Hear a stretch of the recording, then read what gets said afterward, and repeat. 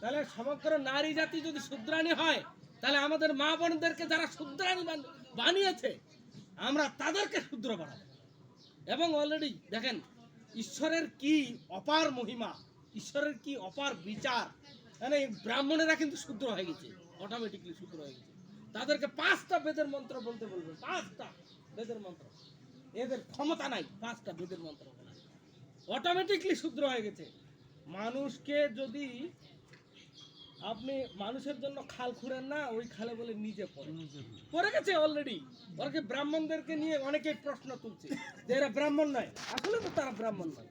ব্রাহ্মণের বীর্যে বা ব্রাহ্মণের গর্ভে জন্মগ্রহণ করলে কেউ ব্রাহ্মণ হতে পারে না, ব্রাহ্মণ হতে হয়। এই জন্য গীতায় বলছে যে সম দম তপ সরলতা ক্ষমা জ্ঞান বিজ্ঞান শৌচ এবং সাত্বিকী, এগুলো হচ্ছে ব্রাহ্মণের কর্ম।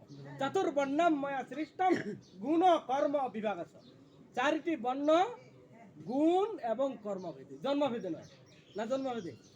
তা আমরা কোনটা মানেছি? জন্মভেদ। আমি জন্মভেদে মানেছি, তা আমাদের প্রতিবাদ করা উচিত।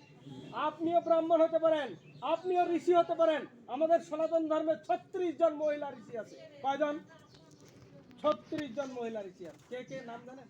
গার্গী, মৈত্রী, লপা, অস্পরা, তারপরে ঘোষা, তারপরে অনেকগুলো নাম, আমার নামগুলো মনে নাই। 36 জন মহিলা ঋষি। তাহলে 36 জন মহিলা ঋষি ইনে ঋষি হয়েছে, তাহলে বেদের মন্ত্র পাঠ করছে নিশ্চয়ই।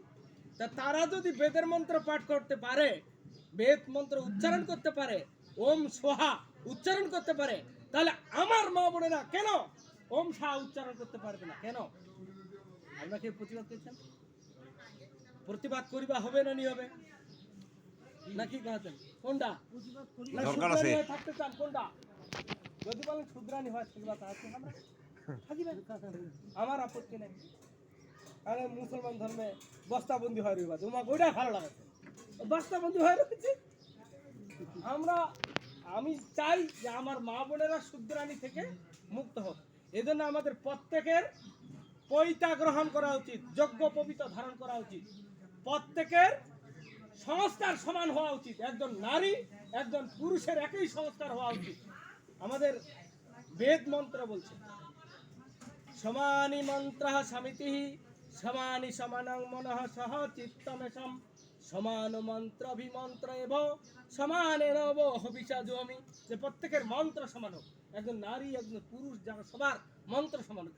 আপনি যদি 5খান মন্ত্র করেন, আমিও যেন 5খান মন্ত্র করি, উনিও যেন ঈশ্বর উপাসনায়, মনে করেন ঈশ্বর উপাসনায় যজ্ঞে আপনি যদি 10টা মন্ত্র বলেন, আমিও যেন 10টা বলি, উনিও 10টা বলে, তাহলে আমাদের মধ্যে কোনো বিভেদ হবে না। আর আপনি যদি 3খান করেন, আমি যদি 4খান করি, তাহলে কি করবো? আপনার চা আমারটা বড়, আপনি 3 খান আমি 4 খান, উনি কইবে তোমারটা চা আমারটা বড়, তুমি 4 খান আমি 6 খান। না, ঈশ্বর সর্বজ্ঞ, তিনি জানতেন যে এই মনুষ্য জাতের মধ্যে যেন এই বিভেদ না হয়। এই জন্য তিনি বেদ মন্ত্রের মাধ্যমে বলছেন সমানি মন্ত্র সমিতি।